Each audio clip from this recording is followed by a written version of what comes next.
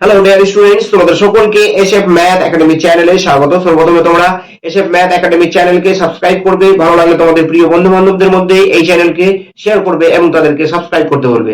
আজকে আমি তোমাদের সামনে ম্যাথামেটিক্স এর যে টপিকসটা আলোচনা করব সেটা হচ্ছে কিন্তু উচ্চ মাধ্যমিক ক্লাস 12 এর 3 ডাইমেনশনাল জিওমেট্রি, ডিসিএস এবং ডিআরএস সংক্রান্ত যে হায়ার লেভেলের যে প্রবলেমগুলো আছে সেই প্রবলেমগুলো তোমাদের সামনে আলোচনা করার চেষ্টা করছি। তাহলে come to the points.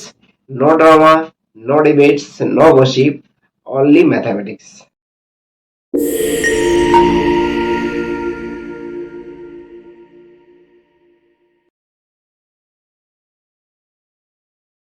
Question number 8 দেওয়া আছে যে দুটি সরলরেখার দিক কোসায় নিচের সমীকরণ দুটিকে সিদ্ধ করে সেই সরলরেখা দুটির মধ্যবর্তী কোণ নির্ণয় করো। আমাদেরকে এটা নির্ণয় করতে হবে। দুটো সরলরেখা দেওয়া আছে, তাদের ডিসিএস গুলো কিন্তু দেওয়া আছে এই সমীকরণের মধ্যে দেওয়া আছে। তাহলে সরলরেখা দুটির ডিসিএস গুলো এল এম এন এর মধ্যেই সীমাবদ্ধ আছে, এই সমীকরণ দুটোকে সিদ্ধ করছে। সেটাকে নিয়ে আমরা আলোচনা করছি যে সেই সরলরেখা দুটোর মধ্যে মধ্যবর্তী কোণটা কত হবে সেটা আমরা বের করার চেষ্টা করছি। তাহলে আমরা এই সরলরেখাটি এটা আলাদা করে লিখছি কিনা, এইটাকে আমি 1 ধরে নিলাম, এটাকে 2 ধরে নিচ্ছি। 1 নং সমীকরণ থেকে এক কাজ করছি, আমি এম এর মানটা বের করে নিচ্ছি। 1 নং সমীকরণ থেকে এম এর মানটা বের করছি। 1 নং সমীকরণ থেকে এম এর মান বের করলে কিন্তু হবে 2l প্লাস 2n, এটা পাবো। নেক্সট এখান থেকে আমরা 2 নং সমীকরণ থেকে পাচ্ছি mn আর ln, এই দুটোকে আলাদা করছি আমরা। mn আর ln কে যদি আলাদা করি তাহলে কি হবে, m যদি কমন নিয়ে নিই তাহলে হবে n plus l plus nn equal to 0। এখানে আমি কিন্তু m এর মানটা অলরেডি পেয়ে যাচ্ছি। m এর মানটা কত আছে এখানে, 2l প্লাস 2n। তাহলে এখানে মানটা বোঝাচ্ছি। 2 টাকে এখানে যদি কমন নিয়ে নিই তাহলে কত হবে, 2 যদি কমন নিয়ে নিই তাহলে হবে 2l প্লাস n, আর এখানে আছে l plus n plus nl equal to 0। এবার এটা হয়ে গেল l প্লাস n এর হোল স্কয়ার হয়ে যাচ্ছে। এটাকে যদি ভেঙে নিই তাহলে কি দাঁড়াবে আমাদের, 2 into l square plus 2 ln plus n square plus nl equal to 0। এবার এটাকে যদি আমরা গুণ করে দিই তাহলে কি দাঁড়াবে, এখান থেকে পেয়ে যাবো কিন্তু আমরা 2l স্কয়ার প্লাস 2 দিয়ে 4 ln plus 2n square plus nl equal to 0। এটা পেয়ে গেলাম আমরা। এবার এটাকে আমি একটু মুছে দিচ্ছি। মুছে দিলে কি দাঁড়াবে, এখান থেকে পেয়ে গেলাম আমরা 2, আচ্ছা l স্কয়ার আর n স্কয়ার গুলোকে আমরা সাইডে করে দিচ্ছি, মাঝখানে nl থেকে রাখছি। তাহলে কি দাঁড়াবে গিয়ে 2l স্কয়ার প্লাস এটা 4ln আর nl কত হচ্ছে, এটা 5nl plus 2nl 2n square, sorry হ্যাঁ 2n স্কয়ার ইকুয়াল টু 0। এইভাবে করলেও হবে, আর একভাবে হতে পারে, আমরা এইটাকে আমরা মধ্যসহগ বিশ্লেষণ করেও করতে পারি, অথবা যদি মধ্যসহগ বিশ্লেষণ না করি, মানে এখান থেকে l আর n এর কিন্তু দুটো করে মান পাবো, সেখান থেকেও আমরা বের করে নিতে পারি, অথবা আমরা যদি দ্বিঘাত সমীকরণটাকে প্রয়োগ করি সেখান থেকেও কিন্তু পেয়ে যাবো। এটাকে যদি আমরা মধ্যসহগ বিশ্লেষণ করি তাহলে কি দাঁড়াবে গিয়ে, এখান থেকে মধ্যসহগ বিশ্লেষণ করলে এটা হবে 2l square plus 4ln plus ln plus 2n square equal to 0। এখান থেকে আমরা 2l কমন নিচ্ছি, তাহলে এখান থেকে যাচ্ছে l প্লাস 2n প্লাস এখান থেকে যদি n কমন নিই তাহলে এটা হবে l plus 2n equal to 0। এখান থেকে আমরা পেয়ে গেলাম l প্লাস 2n আর 2l plus n equal to 0 হয়ে গেছে।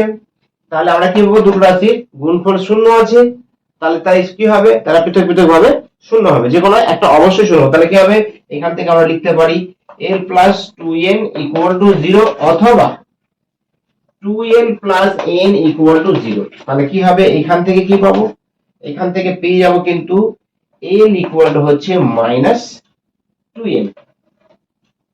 আর এখান থেকে হয়ে যাচ্ছে n ইকুয়াল টু হচ্ছে -2n। এখানে n এবং n এর দুটো সম্পর্ক পেয়েছি।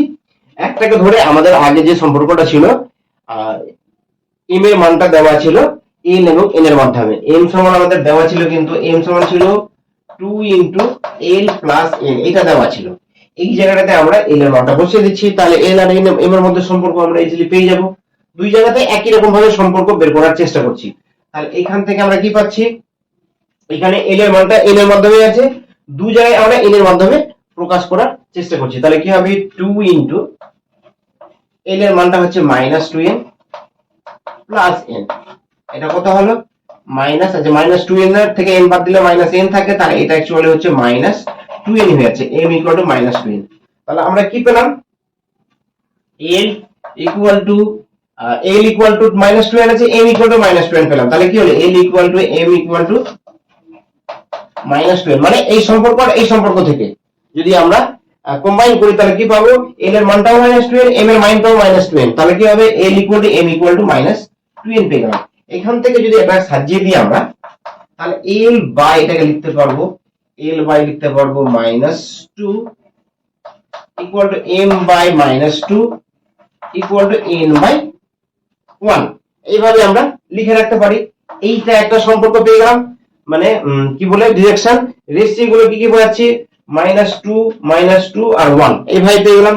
আবার একটা সম্পর্ক আছে n ইকুয়াল টু -2l আছে, এইটাকে ধরে আমরা আবার বের করার চেষ্টা করছি। তাহলে কি হচ্ছে, আমাদের মানগুলো দেওয়া ছিল, কিন্তু m ইকুয়াল টু ছিল কিন্তু 2 ইনটু l প্লাস n, এখানে আমরা n এর মানটা বসিয়ে দিচ্ছি। তাহলে কত হবে, m ইকুয়াল টু কত হবে, 2 ইনটু n এর মান হচ্ছে 2 ইনটু n এর মান হচ্ছে l প্লাস -2l, এইটা মান দেওয়া আছে, এটা সেকেন্ড ব্র্যাকেট দিয়ে দিই। তাহলে কত হবে, এটাও অ্যাকচুয়ালি -2l হবে, কিন্তু এখান থেকেও তাই পাচ্ছি, এখান থেকেও পেলাম m ইকুয়াল টু হলো -2l, আর এখান থেকে পেয়েছি n ইকুয়াল টু -12। তাহলে কি দাঁড়ালো গিয়ে, তাহলে দাঁড়াচ্ছে গিয়ে কিন্তু m equal to n equal two -2l, এইটা পেলাম সম্পর্কটা। তাহলে কি হচ্ছে, এখান থেকে যদি আমরা সাজিয়ে নিই, তাহলে l টাকে যদি আগে লিখে তাহলে কত হবে, -2l equal to m equal to n, এটাকে যদি সাজিয়ে নিই আমরা,